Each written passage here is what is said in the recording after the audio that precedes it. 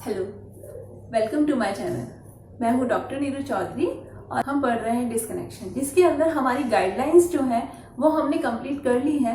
अब मैं आपके लिए एक क्विक रिवीजन लेकर आई हूँ। जो आपकी गाइडलाइंस थी ऑर्डर ऑफ इवेंट्स के अंदर, उनकी एक शॉर्ट सा एक वीडियो है जिसके अंदर एक ही जगह पर मैंने सारी गाइडलाइंस लिखी है, तो आप इजीली इनको रिवाइज कर सकते हैं। आप लोग जब भी आप केमिस्ट्री पढ़ते हैं तो अगर आपको कोई कंपटीशन का एग्जाम देना है ना, तो आप लोग शॉर्ट नोट जरूर बना के रखें अपने।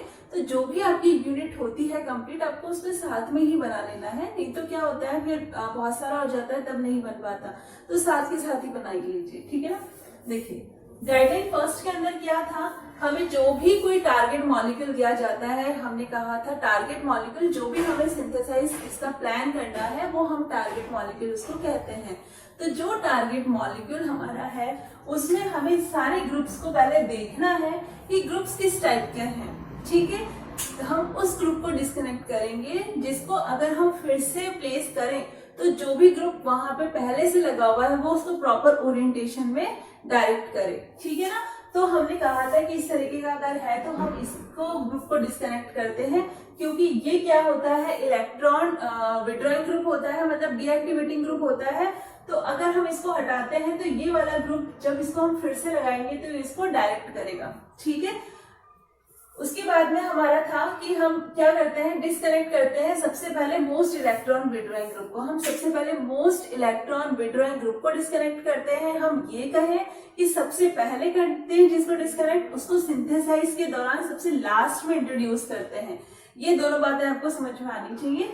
इसी के साथ में मैंने एक और बात बताई थी कि जो इलेक्ट्रॉन रिलीजिंग ग्रुप होता है, मतलब जो एक्टिवेटिंग ग्रुप होता है, जो रिंग के अंदर इलेक्ट्रॉन डेंसिटी को इंक्रीज कर रहा है, उसको हम सबसे पहले इंट्रोड्यूस करते हैं, ठीक है।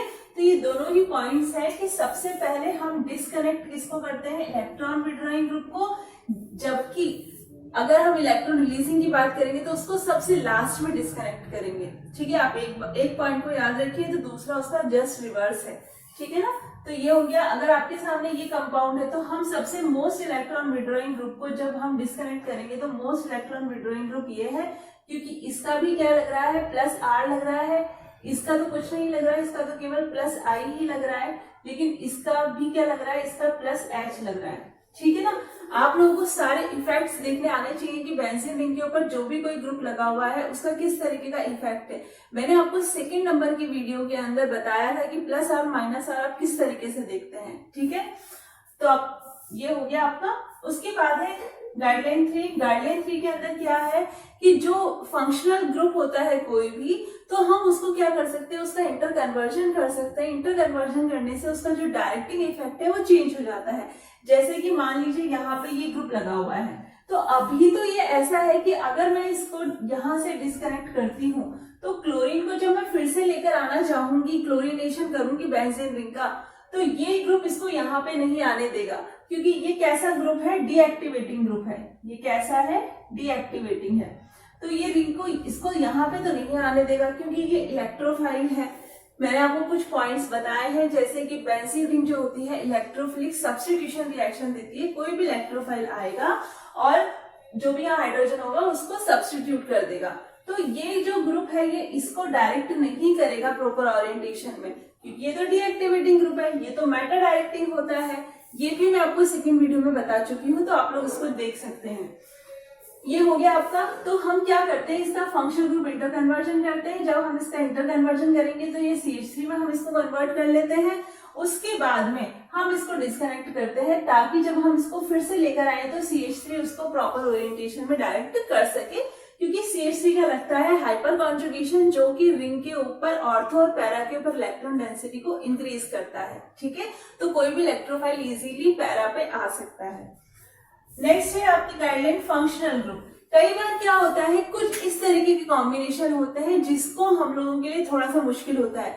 वैसे तो हम अकॉर्डिंग टू गाइडलाइन 7 हम डायरेक्ट यूज कर सकते हैं, लेकिन फिर भी अगर हम सिंथेसाइज कर सकें तो कुछ कॉम्बिनेशन ऐसे होते हैं जिनके लिए हमें क्या होता है, कुछ फंक्शनल ग्रुप की रिक्वायरमेंट होती है।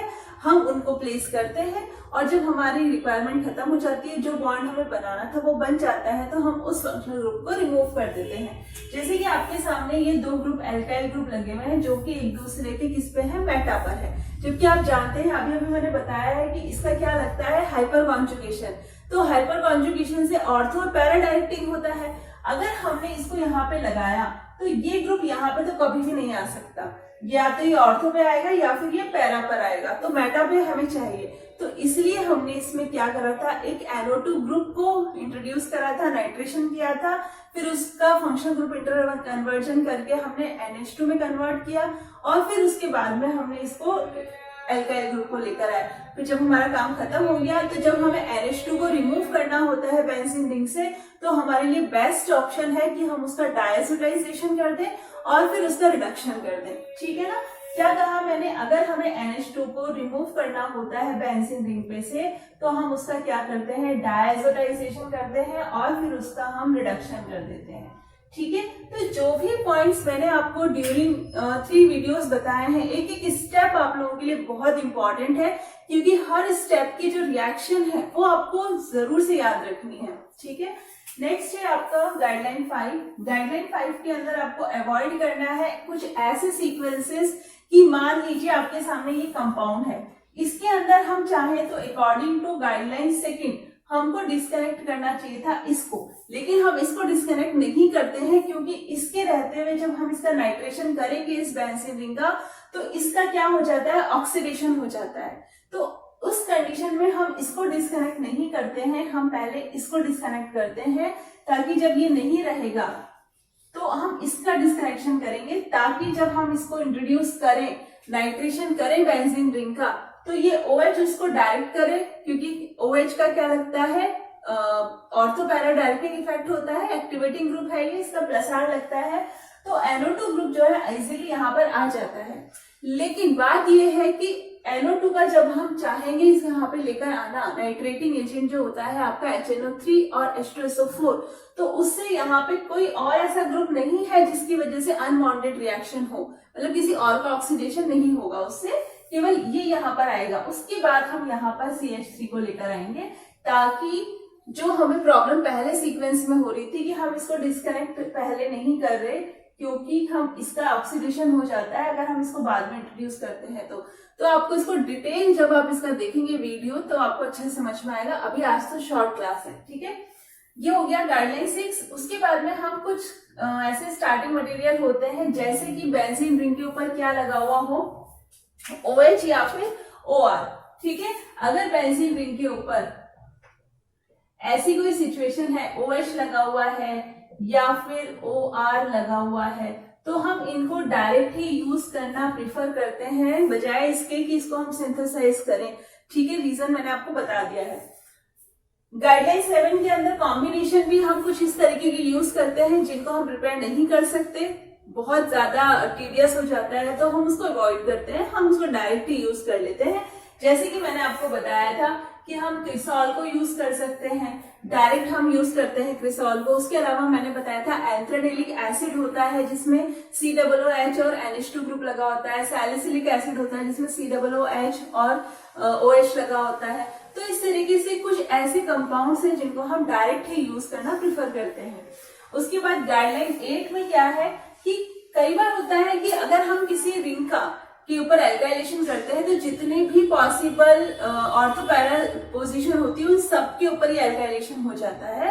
तो उसके अंदर मैंने आपको बताया था जो अनवांटेड साइट्स हैं, जहां पर हम नहीं चाहते कि यहाँ पर उसका एल्काइलेशन हो या कोई रिएक्शन हो, तो हम उन पर्टिकुलर साइट्स को ब्लॉक कर देते हैं किसी दूसरे फंक्शनल ग्रुप को इंट्रोड्यूस करके। फिर जब हमारा रिक्वायर्ड, हम जो भी कोई आइसोमर चाहते हैं, हमें वो मिल जाता है। उसके बाद हम जितने जो भी ब्लॉक करने के लिए कोई ग्रुप यूज किया था उसको हम रिमूव कर देते हैं। ठीक है। तो ये हो गया आपका क्विक रिवीजन। जिसने भी 3 वीडियोस लास्ट प्रॉपर तरीके से देखे हैं तो वो इजीली इन सबको अच्छे से समझ पाया होगा। और अब आप लोग इसको नोट कर लीजिएगा, स्क्रीनशॉट ले लीजिएगा, ताकि आप लोग इसको फटाफट से रिवाइज कर सकें। Okay, thank you.